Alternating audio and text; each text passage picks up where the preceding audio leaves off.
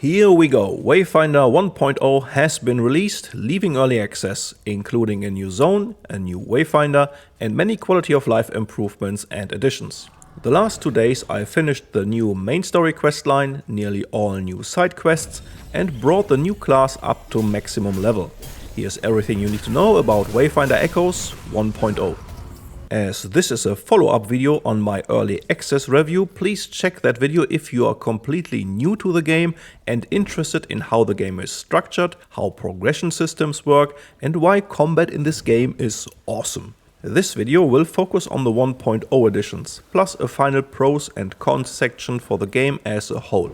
I will only show footage from the new zone and with the new Wayfinder, but not from the new bosses. So what key features are new since my last visit? This includes the Quality of Life 2 update and the final release. We got a much improved housing feature. The small one-room apartment is now basically one big house, including a balcony with stunning views. You can now decorate to your heart's content. Some items even have gameplay relevant features, like giving you keys for chests. Now we are talking about a fully fleshed out housing feature. The new overland zone, called the Crucible, is a jungle-like area mixed with ancient tech, which looks awesome as usual.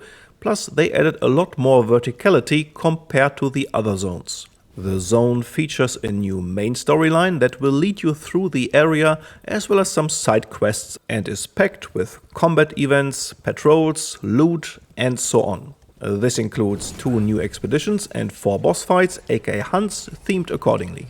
Another big feature and improvement for me is the new optional level scaling of all overland zones. Now it is much more rewarding roaming the wilds with your high-level Wayfinders. You can still pick different difficulties for some extra challenge or a more relaxed approach. And I highly appreciate that this feature is optional. Level scaling is always a hot topic amongst the players. Apart from those major additions, there are new weapons, new armors, a new mount, new housing items, performance improvements, and they added Nvidia DLSS. AMD's FSR was already in the game. Unfortunately, version 3.0 is not compatible with the game engine, so FSR 2 it is. The game is still quite the power hog. I do have a decent system and can run 60 FPS native, but for that the GPU often hits 100%. Currently there are occasionally some micro loading stutters once the system has to load new enemy types or when you use combat abilities the first time after starting the game. Those stutters vanish the longer you play, but can be a thing at the beginning of your session. Let's dive into the new features, starting with the new zone, including the main and side quests, expeditions and hunts. The area itself is not as open in many aspects as the first 2 zones, but makes up for this with a lot more verticality, including a grappling hook-like feature you will acquire early. It's fun to traverse the area and it is packed with some new and cool combat events that often lead into a mini boss fight. As usual, there is waiting loot around every corner, and with active level scaling it is now worth roaming the open world with maxed out characters. And because the game's loot is not restricted by player levels, you can slap those shiny finds on your low level Wayfinders as a nice starter boost. I especially like the 2 new expeditions. These are your procedural dungeons filled with their own new events and encounters, plus stuff we already know, like the Phoenix Combat Challenge. The dungeons are a lot more vertical, like the open world zone. Enemy variety is excellent and some of the new mobs can be really nasty. But I never felt there wouldn't be enough different enemies and the excellent combat still rocks. We got 2 new bosses tied to the main storyline and 2 more from side quests. The main story bosses, especially the first one, are pretty dope and it took me a few tries to figure out the mechanics. But after some head scratching you find your rhythm, and those are as usual very well designed combat encounters. Overall the new zone, bosses and quests are a big win, even if the total scale is a little smaller compared to the first 2 areas. But it adds much needed variety to give you more options. I even thought the main quest edition was better than the original questline, but that bar was not very high. At least I did not feel the urge to skip through all the cutscenes and was interested where it would lead to. The ending is a bit lame in my opinion, but then you wouldn't play this game for the story. As mentioned in my early access review, the game excels at combat and overall atmosphere, has some interesting characters you encounter, but side and main quests are more your average ARPG standard. Not bad, but not great either. Serviceable would be the right term, I guess. Next up we have Laura, the new Wayfinder, and holy moly, that combat kit is pretty awesome. I quickly turned her into a mixture of Captain America and the Hulk, the latter being her ultimate that wipes the floor with bosses and really feels like that one scene from the Marvel movies where Hulk throws around Loki.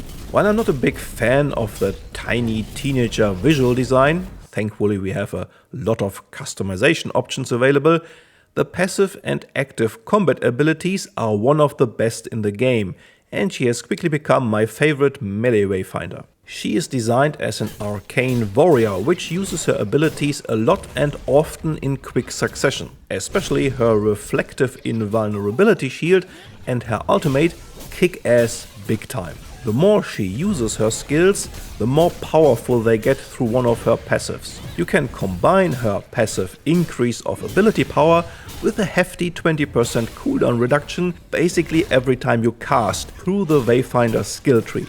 The result plays like going into an ability frenzy, chain casting her whole kit to increase the power of your next cast and all the while constantly reducing cooldowns. I combine that with my favorite sword and shield combination where you get a devastating Captain America-like shield throw, and this is so much fun to play. Her ultimate might be the strongest in the game at the moment. You basically turn into the Hulk and melt down the health bar of every boss.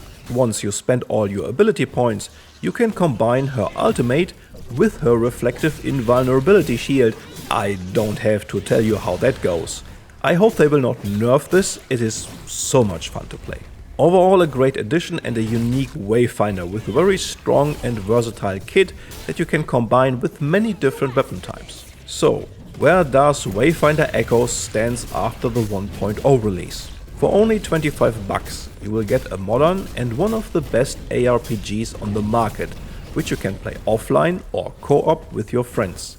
No microtransactions, no live service crap, everything is obtainable in the game, and there's no shortage of loot in combination with a very satisfying grind. For me personally, this is the perfect modernization of the classic isometric ARPG genre. Take the excellent combat from Kingdoms of Amalur or Darksiders, combine it with your typical ARPG loop in a gorgeous looking game with an art style somewhere between Wildstar and the Netflix animated series Arcane. After completing main and side story quests, roam the world, pick up bounty quests, do patrols and engage in the various open world encounters. You never run out of things to do. In addition, the procedural expeditions, aka dungeons, have great replay value and are the source for most of your upgrade materials. The boss fights, called hunts, come on top with great boss designs and cool encounters. The mythic hunts are your top tier endgame content where you can obtain legendary weapons. There's always enough to do and most important,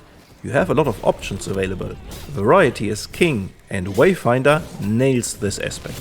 The game has hands down one of the best combat of any ARPG game. It's fluid and fast, but never too hectic and always fun with great ability kits for all classes and weapons. It is where this game truly excels at. To upgrade every weapon and Wayfinder to 5 stars, it will take easily much more than 100 hours of game time. But this is optional. Leveling all Wayfinders to 30 is already quite the journey. Optional is really a key feature. Level scaling? Optional. Using high level gear on low level Wayfinders? Optional. Co-op or offline gaming? Whatever you want. Trying some crude weapon Wayfinder options? Go for it. Difficulty? Pick whatever you like with no penalties. Oh, and let's not forget a dope transmog system. All power to the player. This is the kind of game we gamers always point out to when another live service crap launches. And mind you, all for 25 bucks. It is an easy recommendation, but there are also some things to keep in mind. The game is pretty, but power hungry. Be prepared to use FSR or DLSS. Not everyone likes that. Micro-loading stutters are a thing right now, but get better the longer you play.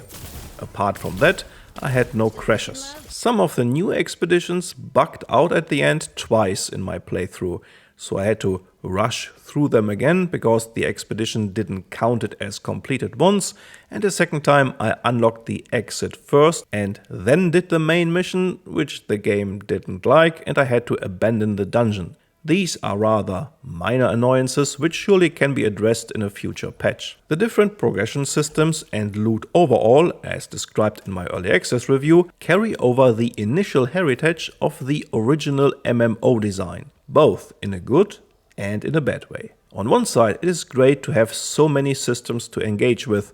This ensures long-time motivation, and there's always something you can grind for. On the other side, those systems could be a lot more streamlined. For new players, it can be very confusing and overwhelming. Echoes, abilities and ability points, skill trees, weapon abilities, consumables, bonuses from sets and artifacts. I might do a beginner's guide next. Compared to the positives, I would call these rather minor issues. We also don't know really what might be next for this game. The devs are without a publisher on their own, hence there was only limited marketing for the 1.0 release, which is a shame. And the devs also stated new features and additions depend on sales and the success of the game. They have a lot of ideas and some feature additions are locked in, but the long-term support is not guaranteed at this point. Not that you can complain about what you get for 25 bucks right now, in my opinion. If you like ARPGs, go and try this game. The combat alone is worth it. Thank you for watching to the end. I hope you liked the video. Would you like to see a beginner's guide or something else next? Let me know in the comments. For now, this is all. Take good care of yourself and enjoy your gaming sessions.